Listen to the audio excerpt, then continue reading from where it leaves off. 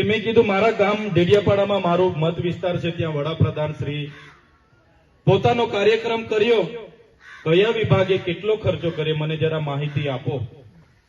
તો એમણે એક એક કચેરીઓના ટોટલ ખર્ચાઓ મને આપ્યા છે. એક એક કચેરીઓના ટોટલ ખર્ચાઓ કરોડોમાં ખર્ચાઓ છે.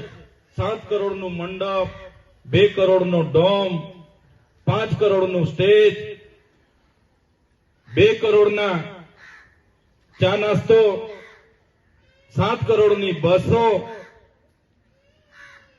50 લાખનું પાણી, 50 લાખના ફૂલગુચ્છા, કેટલા કરોડોના બેનર, કેટલા કરોડોના આપણે ટોયલેટ, 2 કરોડના તો ટોયલેટ.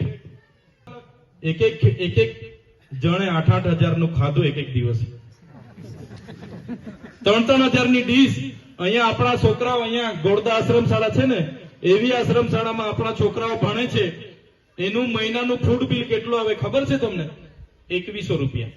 2100 રૂપિયામાં એને આખો મહિનો, એમાં એનું રૂમની લાઇટ આવી ગઈ, પંખો આવી ગયો, એનું પાણી આવી ગયું, એનો બિસ્તરો આવી ગયો. 2100 રૂપિયા મહિનો એટલે 70 રૂપિયા પર ડે પડે. 70 રૂપિયા પડે ને?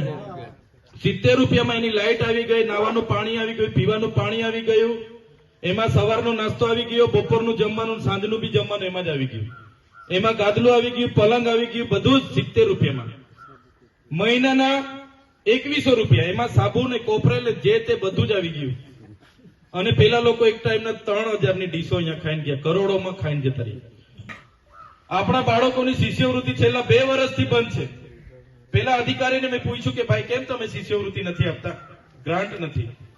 આદર્શ નિવાસી અને તમામ શાળાઓમાં છોકરાઓને 2 જોડી કપડા આપવાના, બૂટ આપવાની જોગવાઈ છે.